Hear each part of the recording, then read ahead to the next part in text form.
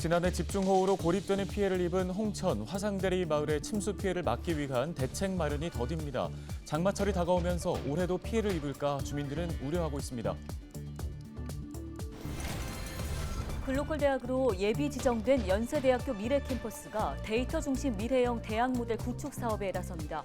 또 전공과 학교 간의 벽을 허무는 자율 융합 기여를 확대합니다.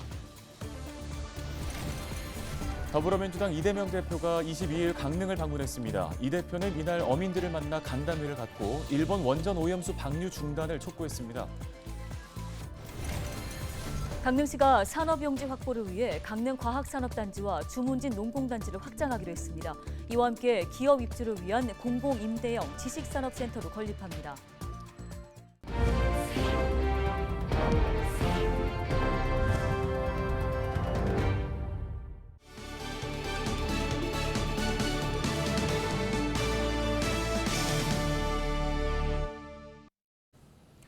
여러분 안녕하십니까? 헬로티비 뉴스입니다. 비만 내리면 마을 진입로가 물에 잠기는 마을이 있습니다. 바로 홍천군 화상대리 지역인데요. 지난해 여름에도 폭우가 쏟아지면서 마을 주민들이 사흘 동안 고립이 되기도 했었죠. 네, 그렇습니다. 저희가 뉴스로도 전해드린 바 있습니다. 당시 김진태 도지사도 현장을 찾아 대책 마련을 지시한 바 있는데요. 과연 올해는 좀 사정이 달라졌을지 궁금한데 아쉽게도 이 마을은 올해에도 비가 오면 고립될 가능성이 높은 상황입니다. 전소연 기자가 현장 취재했습니다. 흙탕물로 변해버린 강이 세차게 흐릅니다. 곳곳에 아름드리 나무는 물에 잠겼고 내촌천을 따라 1km 가까이 이어진 마을 진입로도 자취를 감췄습니다. 20여 가구가 모여 사는 홍천군 내촌면 화상대리 마을.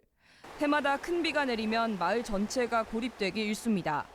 마을로 통하는 하나뿐인 진출입로가 홍수 때 수위보다 낮기 때문인데 그저 물이 빠지기만 기다리는 게 유일한 방법입니다. 지난해 8월에도 300mm가 넘는 폭우가 쏟아지면서 마을 주민 40여 명이 사흘간 발이 묶였습니다. 거의 해마다 그래요. 근데 못 나가니까 그 119 구급대가 와가지고 밧줄로 연결을 해서 사람들 하나씩 구조하듯이 그렇게 해서 나간 적도 있어요. 지난해 수해 당시 현장을 찾은 김진태 도지사는 재해위험 개선지구 지정 검토 등 근본적인 대책 마련을 지시한 바 있습니다. 과연 현장은 얼마나 달라졌을까? 수해 발생 10달이 지난 지금 마을을 다시 찾았습니다. 강 수위가 낮아진 것 외엔 지난해 8월과 달라진 점이 없습니다. 상류에서 떠내려온 나뭇가지와 쓰레기가 곳곳에 널려 있고 홍수 대비를 위한 시설 보강 공사 흔적도 찾아볼 수 없습니다. 마을이 침수된 후 10달이 지났지만 침수 피해 예방을 위한 공사는 감감무소식입니다. 강가에는 제방이 없어 여름에 큰 비가 내리면 길이 언제 다시 물에 잠길지 모르는 상황입니다. 지역 주민들의 기대감도 혹시나가 역시나로 바뀌었습니다. 누구 한 명 죽어나가야 해결을 해주려나 이렇게 생각하고 있어요. 도지사분이 이제 와가지고 최대한 빨리 해주겠다 그러는데 주민들은 다 알아요. 몇 년 지나면 끝난다는 것을. 그렇게 잊혀진다는 것을. 대책 마련이 늦어지는 건 재해위험 개선지구 지정 검토에만 1년 가까운 시간이 걸렸기 때문입니다. 더군다나 최근 실시된 조사 용역에서는 타당성이 떨어진다는 결과까지 나왔습니다. 마을을 끼고 흐르는 내촌천 중 일부 구간이 국토부의 하천기본계획에 포함되어 있지 않아 제방을 쌓을 수 없다는 겁니다. 문제가 뭐냐면 하천 기본계획이 일부만 반영이 돼 있어요. 거기가 타당성 자체가 없다는 얘기지. 홍천군은 마을 뒤쪽으로 농어촌 도로를 개설해 폭우가 내리더라도 주민들의 통행이 가능하도록 할 계획입니다. 하지만 토지 소유주와의 협의가 필요해 실제 도로 개설까지는 수년이 걸릴 전망입니다. 결국 올여름도 많은 비가 내리면 마을 고립은 불보듯 뻔한 상황입니다. 네, 거기는 어쩔 수 없어요. 관리는 임명 우려 지역으로 관리는 해야 되는 부분은 있는데 다른 당장 뭘 할 수 있는 거는 사실적으로는 그게 완전히 되지 말고. 20년째 비만 내리면 마을 전체가 고립되고 있는 홍천군 내촌면 화상대리 주민들. 강원도의 대책 마련 약속에도 불구하고 올해도 이렇다 할 임시대책조차 없는 장마철을 앞두고 있습니다. 헬로티비 뉴스 전소연입니다.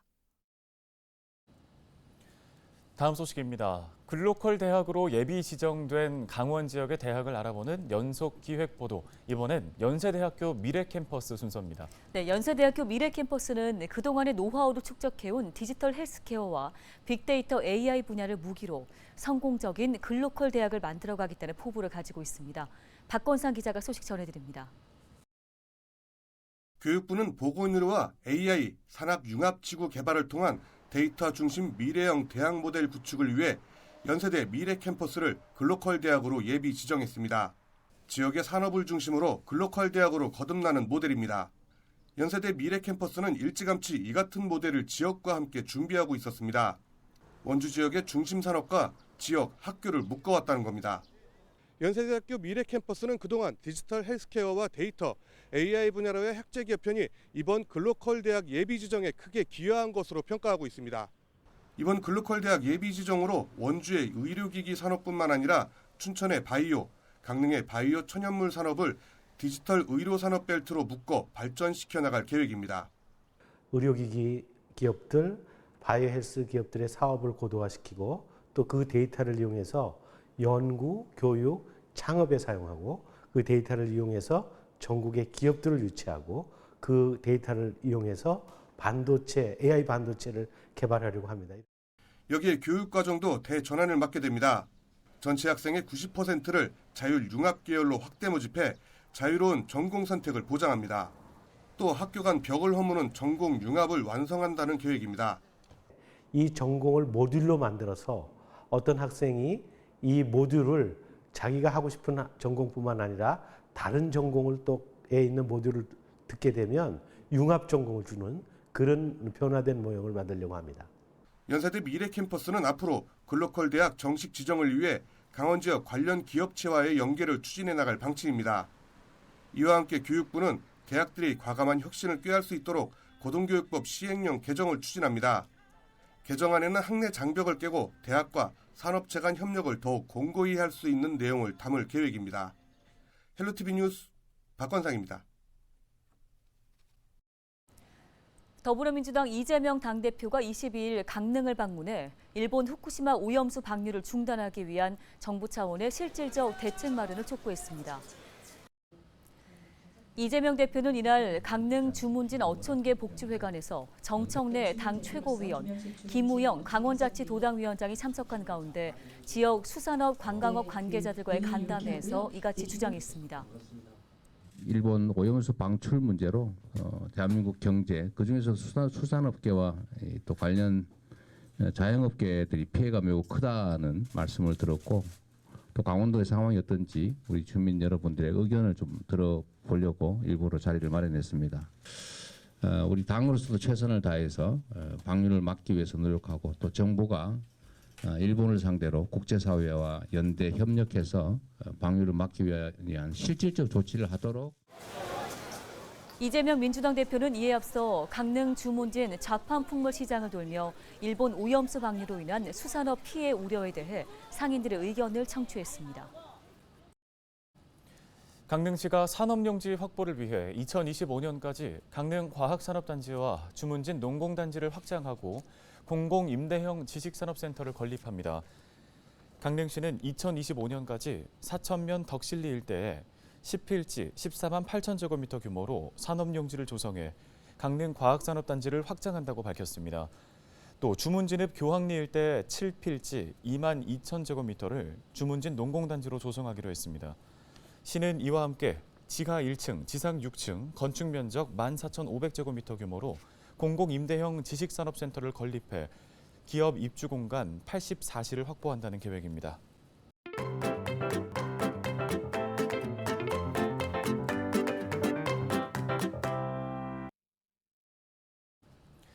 지난해 여름 집중호우로 서울 관악구 반지하 주택에서 일가족 3명이 숨지는 안타까운 사고가 있었죠. 서울시는 사고 직후 재발을 막겠다며 반지하 주택에 대한 침수 방지 대책을 마련하고 나섰는데요. 네, 1년 가까이 지난 지금 반지하 주택의 침수 위험은 얼마나 해소가 됐을까요? 기자가 간다에서 현장 취재했습니다. 김호 기자입니다. 지난해 여름 서울에 쏟아진 폭우로 관악구 반지하 주택에 살던 일가족 3명이 안타깝게 목숨을 잃었습니다. 순식간에 밀려온 빗물로 출입문이 막히고 고정된 방범창 때문에 창문도 열지 못해 참변을 당했습니다. 지난해 일가족 3명이 숨진 반지하 주택입니다. 현재 내부는 비어있는 상태고 창문을 보시는 것처럼 나무 판자로 막혀 있습니다. 자, 안으로 들어가 보실까요? 자, 출입문 역시 보시는 것처럼 큰 나무 판자로 막혀 있어 외부인이 출입이 통제된 상태입니다. 사고 발생 1년이 지났지만 주민들은 아직도 그날의 비극을 잊지 못합니다.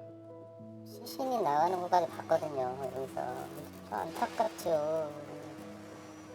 장애인도 있었었고 그 당시에 반지하 사는 사람들의 애환이죠. 사고 발생 직후 서울시는 재발 방지를 위해 반지하 주택에 침수 방지 시설을 설치하고 있습니다. 3년 전 반지하에 들어온 김용천 씨. 지난해 폭우가 내리면서 하수가 역류해 집안이 옷으로 가득 찼습니다. 최근 구청 지원으로 역류 방지기를 설치해 한숨을 돌렸지만 여전히 다가오는 장마철이 두렵기만 합니다. 물은 많이 졌어요. 물은 이렇게는 올라온 것 같아요. 물이요. 그 여기 올라오다 보니까 이 안에 냉장고요, 어깨요, 냉장고 다 물에 떠서 둥둥 떠 다녔을까. 하늘에 비만 조금 있다가 오게 되면 그저 항상 근심되는 게지요. 올해 또 작년처럼 물이 아니겠나 이런 생각으로. 그래도 김 씨는 사정이 나은 편입니다. 이 반지하 주택은 비만 오면 물이 새지만 아직도 침수 방지 시설이 설치되지 않았습니다. 최근 내린 비에 바닥과 천장은 곰팡이가 피어 얼룩덜룩하고 장판을 걷어보니 바닥은 물기가 흥건해 썩어가고 있습니다. 말도 못해 잠을 못 자요. 비 맞는 거요. 저거 새서 들어올까 봐요. 그리고 문제가 이 집이 방이 터졌어요. 물이 그냥 막 철철철 넘어뜨는데. 이처럼 장마철이 코앞으로 다가왔지만 반지하 주택에 대한 침수 방지 시설 설치는 더디기만 합니다. 서울시가 집계한 물막이판 설치 대상 주택은 15,000여 가구. 이 가운데 설치가 완료된 곳은 3,400여 가구로 설치율은 22%에 불과합니다.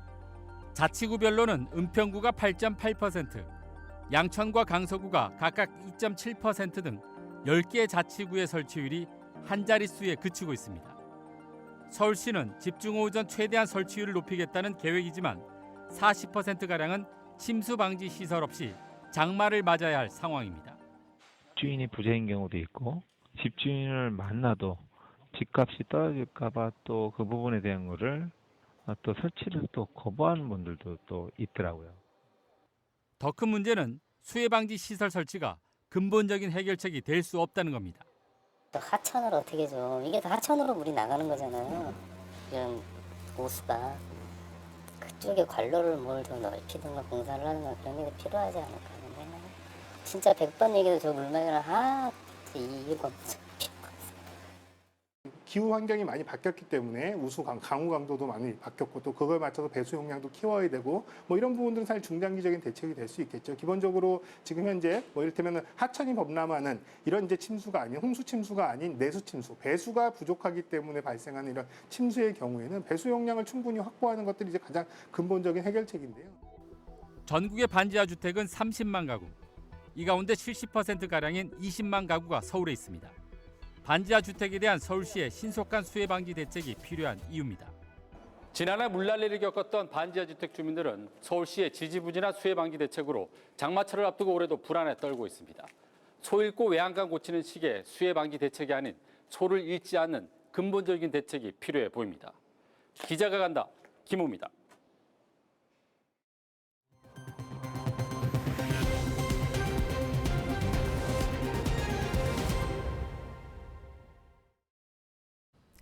원주시가 과학기술정보통신부의 2023년도 선도연구센터 지원사업 공모에 선정됐습니다. 이에 따라 오는 2029년까지 국비 등 113억 원을 투입해 자율주행 보행보조 로봇센터를 구축합니다. 원주시는 이번 사업을 통해 첨단 로봇 원천 기술을 확보해 지역 일자리 창출에도 기여할 것으로 기대하고 있습니다. 정선군이 운탄고도 1330 4길과 5길을 하늘날이라는 새 이름으로 재탄생시켜 운탄고도 활성화에 나섭니다.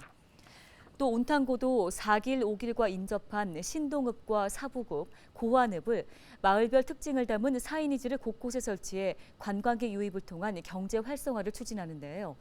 특히 접근성 강화를 위해 오프로드 픽업 서비스와 주차장 부지 확보, 산악바이크 대여 서비스 등도 도입할 계획입니다.